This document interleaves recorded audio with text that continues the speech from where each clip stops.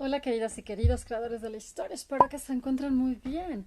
Y el día de hoy, pues la verdad es que estoy muy contenta de poder participar, colaborar con las hijas de Clio, unas chicas interesadas en la difusión de la historia de las mujeres, las cuestiones de género y demás, entre muchas otras cosas. Y pues la verdad es que estoy muy contenta por estas colegas en formación todavía, egresadas o que están estudiando en la Facultad de Filosofía y Letras de la UNAM. Entonces me da muchísimo gusto estar aquí con ustedes. Y pues el día de hoy vamos a hablar de un tema que quizás para los mexicanos es algo pues poco común, de hecho en realidad, o a lo mejor casi no se sabe, y es hablar de algunas mujeres consideradas santas, algunas eran poetisas, mujeres que estaban en el movimiento Bhakti o devocional de la India del periodo medieval. Y pues bueno, ahora sí que vamos a ver que las mujeres en India, en México y en muchos otros lados, por siglos estuvieron como bajo una situación patriarcal, donde por ejemplo a los hombres se les permitía hacer ciertas actividades que a ellas no. Por ejemplo, el concepto de el renunciante, no ser un sannyasi, ¿no? En la tradición hindú, bueno, pues bueno, sí era masculina principalmente, y el estudio, por ejemplo, de las escrituras de los textos sagrados como los Vedas, el Ved en genérico y demás, pues era para hombres. Y después justamente de la incursión o las incursiones musulmanas a India, se inicia un periodo al que se le conoce como el periodo medieval, que es un periodo justamente después del Imperio Gupta, después de varias civilizaciones y o reinos importantes de India en el ámbito hinduista, budista, y justamente después de estas oleadas desde el siglo octavo prácticamente, 7, 8, 9, 10, hasta el establecimiento del sultanato de Delhi, obviamente el imperio mughal o mogol desde el siglo XVI hasta el siglo XIX, que además ya se desarrolla, se establece el Raj británico o el gobierno británico, y su independencia hasta 1946 con Mahatma Gandhi y todos los demás miembros de lo que va a ser el Partido del Congreso, ¿no? Entonces, en este caso, las mujeres estuvieron siempre en los roles como de madre, hija, esposa, por supuesto, y pare de contar, ¿no? Entonces, el que se hayan generado cierto tipo de mujeres con características que rompen con los estereotipos y los deberes femeninos típicos que se llevaban por siglos, pues es de llamar la atención.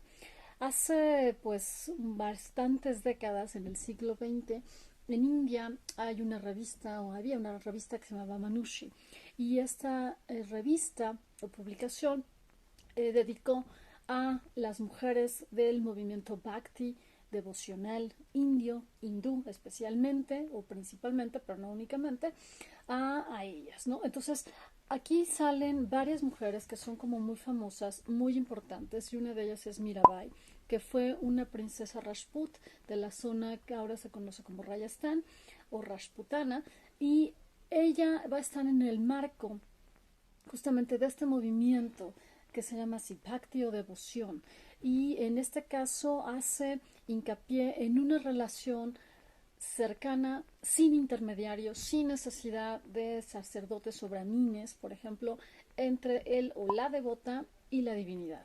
Entonces es algo muy interesante, y digamos que fue un camino devocional que tenía así una finalidad específicamente mística, pero que se abrió o permitió que diferentes estratos socioeconómicos, sociales y de pureza ritual pudieran entrar en una relación mucho más cercana y estrecha con el concepto de la divinidad y demás.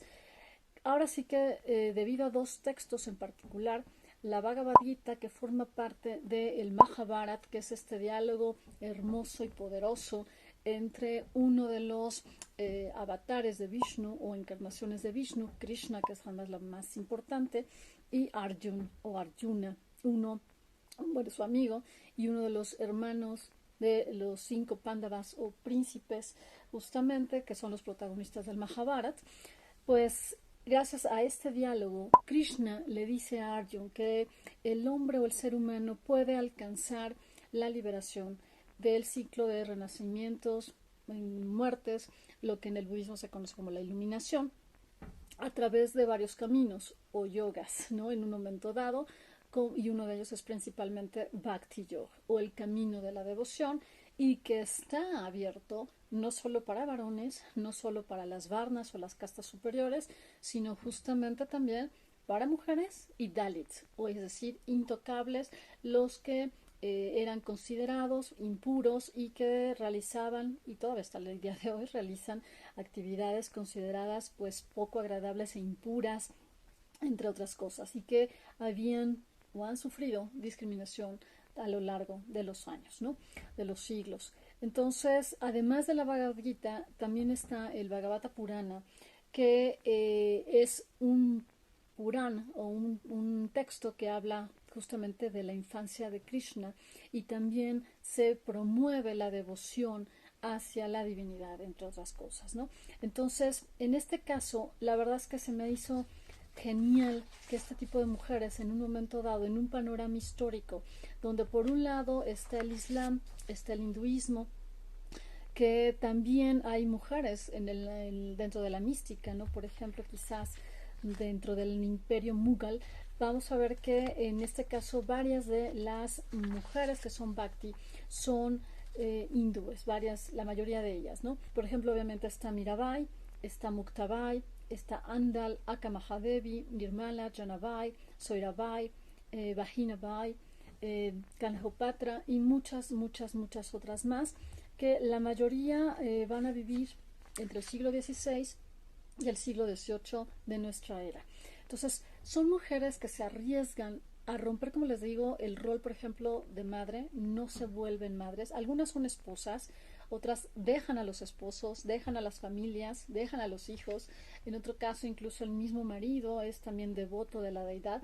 Muchas son devotas de la figura de algún avatar o de la figura de Vishnu en particular, pero también las hay dedicadas ahora sí que a la visión o al concepto de Shiva, ¿no? Recuerden que en India está, bueno, hay un panteón gigantesco, pero que también a la mera hora hay un concepto filosófico que también es monoteísta, ¿no? De donde se habla de Brahman, Atman, el ser, la conciencia absoluta, y que se quiso automanifestar y se volvió, por así decirlo, pues todas las deidades del inmenso panteón hinduista que hay, ¿no? Que son millones prácticamente, pero que de las principales representaciones o fuerzas de su propio ser, por ejemplo, está la Trimurti o la Trinidad hindú, que está formada por Brahma, Vishnu y Shiva, ¿no? Y bueno, en este caso vamos a ver que el movimiento Bhakti no es solamente de mujeres, por supuesto, también hay hombres de diferentes estratos socioeconómicos, pero por primera vez el movimiento Bhakti fue la vía en la que pudieron ahora sí que expresarse mujeres y hombres también, de diferentes estados económicos, pero sobre todo los que habían sido marginados por este sistema patriarcal de alguna manera, ¿no? Entonces, las mujeres, por ejemplo, decía una tradición antigua, no podían escuchar los Vedas, y sobre todo si estaban arreglando, ¿no? O menstruando.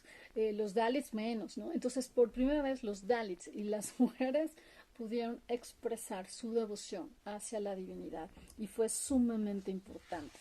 Entonces, este movimiento, encabezado por muchas mujeres como Muktabai, que ella, de hecho, todas de ellas en particular son famosas, uno, porque o componen poemas o porque cantan cantos devocionales, bhajans, por ejemplo, a su deidad preferencial, ¿no? O preferente.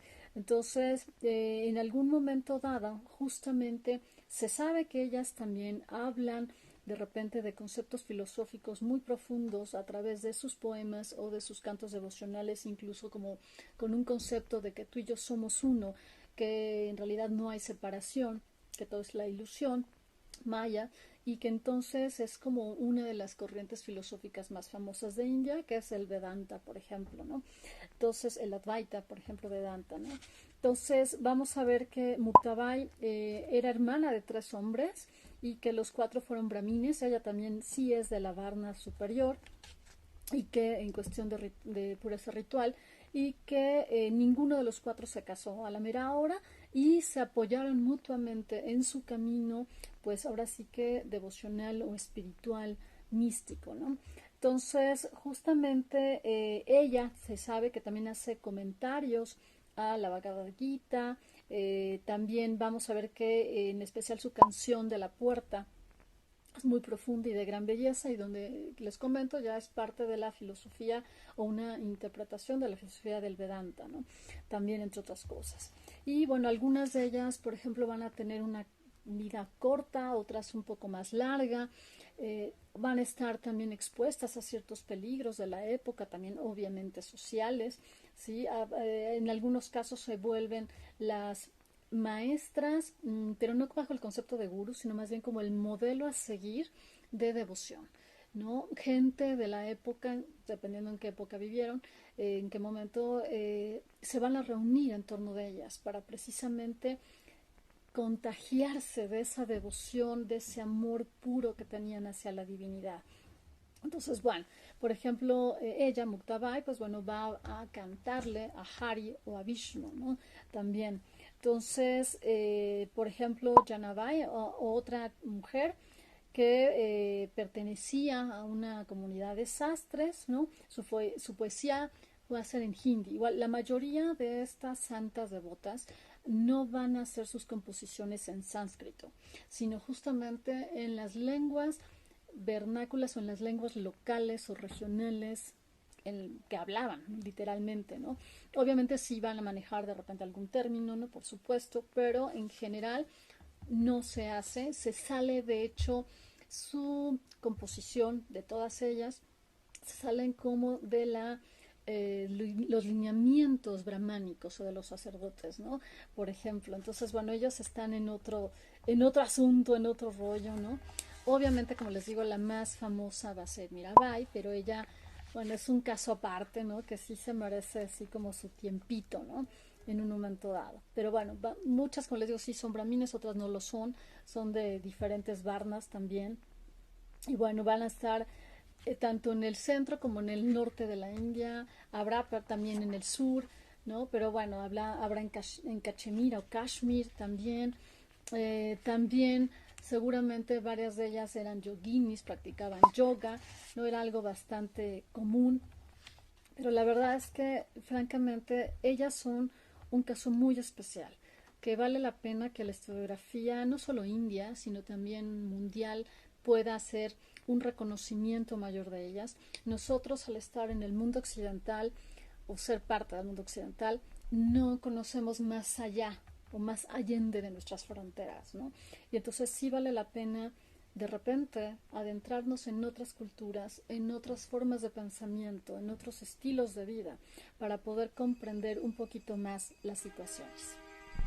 Y pues bueno, con esto terminamos.